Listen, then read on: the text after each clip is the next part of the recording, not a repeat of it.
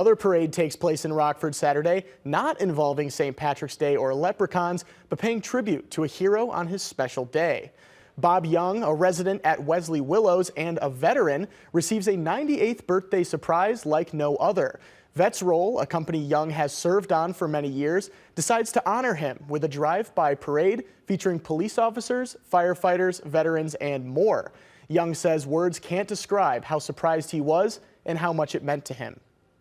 One of the greatest days in my life. It's just unbelievable. It's quite a family I got. Can't be thankful enough for what they've done for me.